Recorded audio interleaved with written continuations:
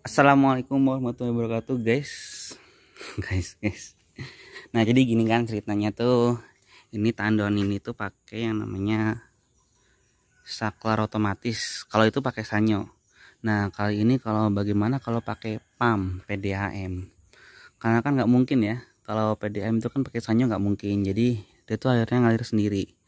Jadi ke atas itu harus pakai selang. Harus pakai keran.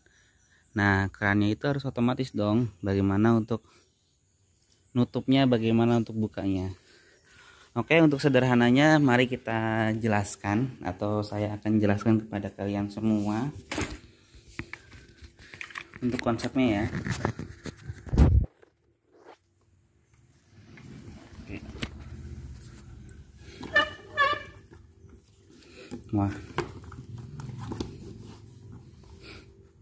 gambarnya guys. Nah, ini sebenarnya enaknya tuh jelasinnya harusnya pakai kerannya, karena kerannya udah kepake dan lupa untuk buat konten. Jadi lebih enaknya kita jelasin pakai skema gambar, oke? Oke, untuk keran otomatis. Nah, ini diumpamakan kayak ini ya. Kayak yang namanya tandon lah. Kayak gini lah. Nah, ini tandonnya ada dua sini. Oke. Nah, kenapa ini dua? Kedua ini yang di sini untuk penyaringan, guys. Jadi ini masuknya itu di sini. Nah, ini untuk yang namanya keran PDAM. Kan logikanya kalau PDAM itu kan nggak mungkin kan kita matikan kan, karena dia langsung dari pusatnya. Kalau sanyo kan kita enak beli namanya saklar otomatis lah atau apalah. Sedangkan untuk PDAM ini kan emang ya dia ngalir, kita tinggal buka keran dia udah yang namanya mancur sendiri.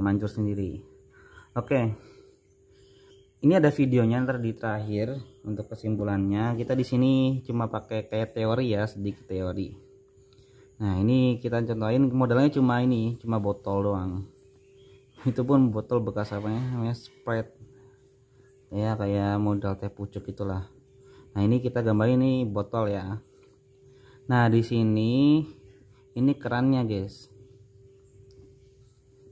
Kerannya ini nyambung yang namanya ke saklar yang itu yang buat ongkelin keran. Kan keran bentuknya gini ya.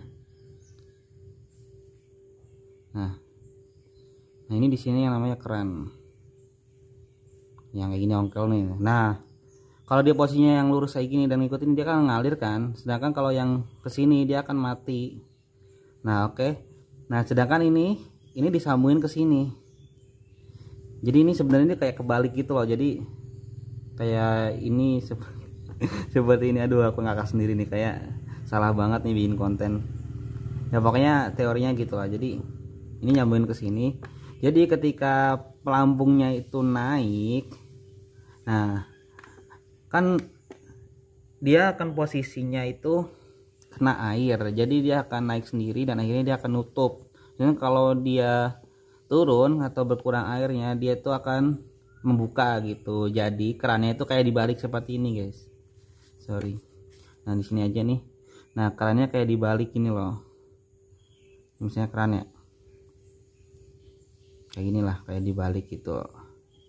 Nah, ini yang saklarnya kan di sini nih. Ini kalau lurus kayak gini, jadinya ini kan disambung dengan botol. Dengan botol tuh kayak pelampung lah. Nah, kayak gini botolnya. Nah, ini lurus kayak gini. Oke, nah ini airnya nih. Ceritanya airnya. Nah, dia akan nutup sendiri. Sedangkan kalau dia surut, dia akan naik segini. Dia akan ke bawah kayak gini. Nah, ketika dia ke bawah, dia akan membuka kerannya. Ya, semoga bisa dipahami ya, guys. Oke. Jadi ketika dia turun ke bawah, dia akan buka, sedangkan ketika naik ke atas dia akan nutup gitu. Nah, kan nggak mungkin ini, karena kita gini takutnya dia akan naik ke atas kayak gini. Nah, kita tali sedikit di sini, jadi dia posisinya nggak lurus kayak gini. Takutnya airnya naik ke atas, akhirnya nggak bisa naik. Ini pelampungnya akhirnya ketekan gitu. Akhirnya kita tali sedikit di sini, jadi nggak terlalu lurus vertikal. Harus sedikit condong sekitar 10 derajat lah, jadi kan ketika naik itu bisa. Oke, semoga bisa dipahami. Ini ada videonya untuk yang udah jadi ya, karena nggak kepikiran buat konten sih waktu itu. Oke, thanks for watching, semoga bermanfaat. Assalamualaikum warahmatullahi wabarakatuh.